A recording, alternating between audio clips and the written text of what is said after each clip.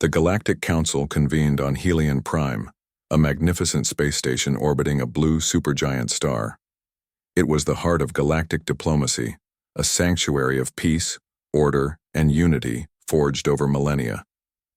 Delegates of hundreds of spacefaring civilizations had gathered for a routine session. The chamber buzzed with the usual posturing, debates, and ceremonial gestures. No one expected what would happen next. Without warning, long-range scans detected an unknown fleet breaching council space, moving slowly, their engines flickering, hulls scorched. The ships bore no known banners, and no official transmission had preceded them. Instantly, defense protocols activated, council security scrambled, and panic gripped the outer docks. When the ships entered visual range, gasps rippled through the chambers. These weren't diplomats. They were survivors. The fleet was crude by galactic standards, built for durability and war rather than elegance or speed. Their hulls were scarred by plasma fire, punctured by kinetic impacts, and smeared with dark organic stains that analysis confirmed, shockingly, were blood. Massive gouges in their structure revealed exposed corridors and salvage-welded repairs. And yet, they still flew, still held formation, still came forward with purpose. As the lead ship docked, a tense silence settled over the council.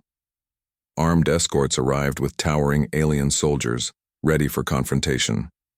But the airlocks opened to reveal a group of humans, tired, injured, wrapped in bandages, their uniforms faded and patched but standing tall. At their front walked a woman, Commander Adrian Holt, bearing no visible weapons, but commanding attention with every step. Her eyes were sharp, defiant, and haunted. She said nothing at first, letting the silence do the talking. The council's grand speaker, an ethereal being of the Calirn, demanded to know who they were, where they had come from, and why they had arrived unannounced in such a horrific state. In response, Holt simply uttered, "We're the last of Earth, and we've come, because there is nowhere else to go." The council chamber erupted in confusion. The name Earth triggered only vague historical references, an isolated pre-FTL planet deemed too unstable to contact. No species had reported interaction with humanity in over a century. Yet here they were, arriving not as explorers or ambassadors, but as war-weary veterans from battles the galaxy had never witnessed. Delegates from peaceful, technologically advanced species were horrified by the state of the human fleet. Others, particularly the war-hardened members of the Torgathi and Zalnari empires, watched with a mix of awe and apprehension. The human ships were damaged, yes, but they were still flying. And the blood wasn't only human. The mystery deepened. Who had they fought? How had they survived? And why had they chosen now to arrive? Behind the scenes, Council intelligence scrambled to review old Earth records, fearful of what might have been unleashed into their carefully ordered society. One thing became immediately clear. Humanity had not simply emerged from obscurity. They had endured something terrible, and were now stepping onto the galactic stage not as naive newcomers, but as a hardened, unknown force. Part 1 ends with the doors to the council chamber closing behind the human delegation. No longer just observers, humanity had arrived, bloody, bruised, and utterly unignorable. As whispers echoed across the Galactic Council chambers, the humans, physically present yet emotionally distant, became the subject of intense scrutiny. Who were these beings once written off as primitive? What horror had forged them into the battered survivors standing before the most powerful civilizations in existence? The answers came slowly, pieced together from human testimony, declassified council archives, and holographic footage transmitted from the remains of Earth's databanks. A century earlier, Earth had made its first tentative push into the stars, after achieving faster-than-light travel. Contact with other civilizations never occurred, because by the time humanity reached out, something else found them first. An ancient hostile species known as the Drixari, long thought extinct, had been hibernating in deep space ruins within Earth's quadrant. Human mining expeditions unknowingly awoke them. The Drixari were not conquerors. They were eradicators. No diplomacy, no demands, only extermination. Earth, isolated and inexperienced, faced annihilation without warning. The initial assault shattered. Mars reduced lunar colonies to dust and nearly vaporized Earth's orbital defenses. The United Earth Coalition, unprepared and politically fractured, had no choice but to unify in desperation. Military leaders imposed martial law, conscripted entire generations, and converted civilian industries into war production overnight. They built what they could, ugly, improvised, brutal machines of war. The battles that followed were not elegant. They were savage. Humanity employed asymmetrical warfare, suicide runs, and deep space traps. They sacrificed cities to lure the enemy into kill zones. Fleets were deliberately detonated to collapse Drixari wormholes.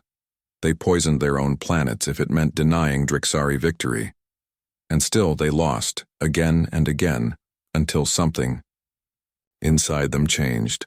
The humans adapted not just in tactics but in mindset. Each defeat taught them something. They learned how Drixari ships reacted to stress, how to mimic their signals, and how to sow paranoia among their hives. They turned captured tech into crude but effective hybrid weapons. They used Drixari DNA to develop bioweapons, tools so horrifying that many human commanders later refused to speak of them. Victory came not in a single grand battle but in attrition. Drixari hives began collapsing from within. Human saboteurs infiltrated their breeding grounds and targeted their queens. By the time the last Drixari fleet was driven into a pulsar's gravity well, humanity had lost 90% of its population. Earth's surface was a scorched ruin. Its oceans boiled. But they had survived. What emerged from the ashes wasn't the same species that began the war. This was the version of humanity now before the Galactic Council. Not a threat in the traditional sense, but a walking, talking warning of what desperation can create. They were what happens when a species must become a weapon to avoid extinction. Inside the council, opinions fractured. Some delegates viewed the humans as heroes, survivors who defied an ancient evil. Others saw them as a potential contagion, violent, unstable, and capable of atrocities. But as more footage emerged, of humans fighting to protect alien refugees, of soldiers sacrificing themselves for the last Drixari prisoners, of a child clutching a worn Earth flag beneath the ruins, of Geneva, a different truth took shape. Humanity hadn't just survived. They had retained their soul, bloodied, yes, hardened, absolutely, but still bound by something deeper, the will to endure without losing their empathy. And now, they sought not conquest, but a seat at the table. Fear, debate, and a plea for acceptance. The humans had arrived in desperation, but they had not come begging. Commander Adrian Holt and her delegation made their case before the Galactic Council with grim clarity. Earth was gone. Humanity had fought a war not of its choosing against an enemy the galaxy had forgotten. The Drixari had been exterminators, and Earth had been their last battlefield. Now what remained of humanity sought refuge, not pity, not charity, but recognition and a place in the galaxy's future. The council chamber, an immense amphitheater suspended in zero gravity, buzzed with the tension of 1,000 voices. The delegates represented every kind of species imaginable: gaseous beings, crystalline life forms, hive minds, aquatic emissaries in levitating chambers. Many had never seen war. Fewer had ever known true extinction. Reactions split sharply. Thit. Pacifist Loreleyans who had abolished conflict generations ago recoiled at the humans' brutal history. They cited the biological weapons, the planetary sabotage, the scorched earth tactics. A species capable of such violence, their representative argued, should not be invited into a galactic community built on peace. In contrast, the high, warlike Torgathi openly admired the humans. They bled. They lost. But they won, growled their iron-plated warlord. That's more than most of you would have done. Others hesitated, uncertain whether humanity represented a threat or a potential ally.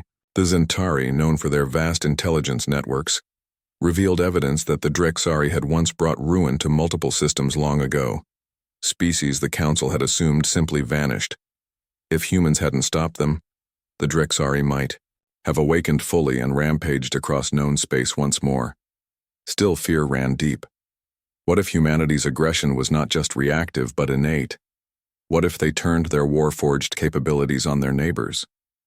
Some suspected that the blood-stained ships were not just a sign of tragedy but of warning. In the midst of this chaos, Commander Holt addressed the full council in a historic broadcast. She stood alone before the gathered delegates, a scarred woman in a worn uniform, and spoke without theatrics.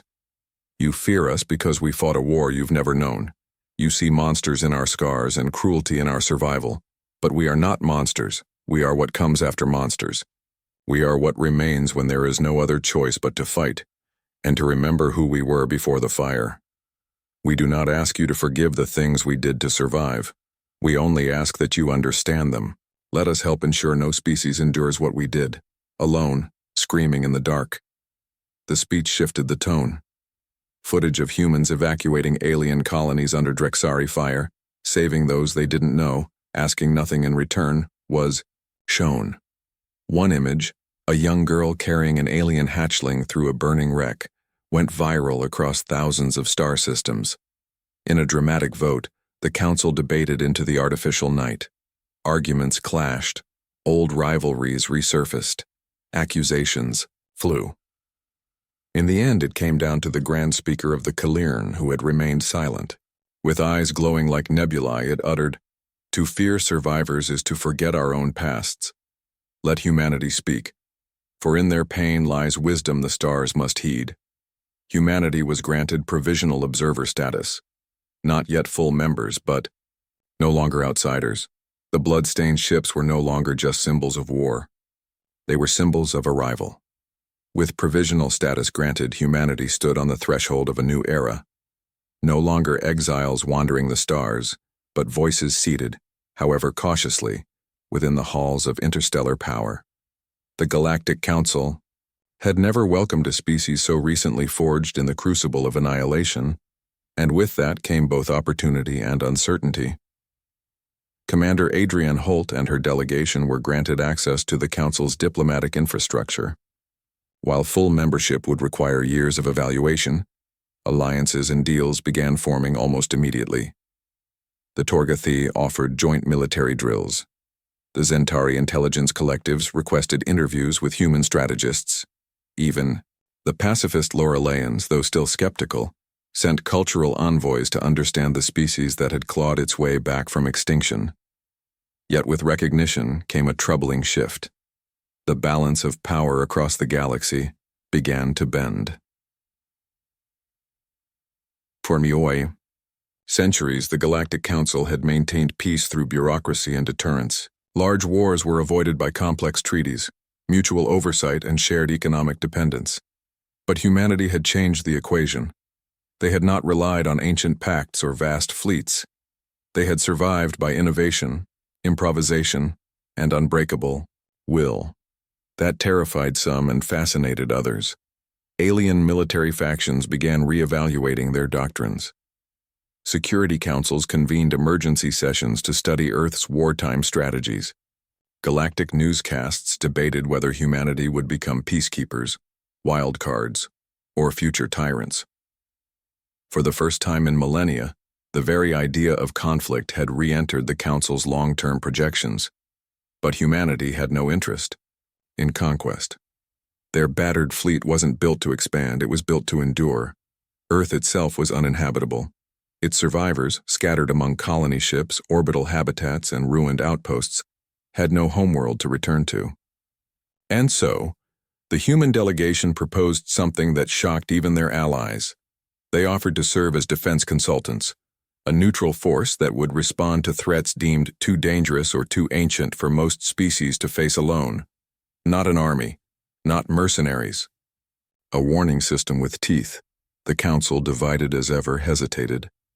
But then came an unexpected spark, an ancient signal detected beyond the galactic rim.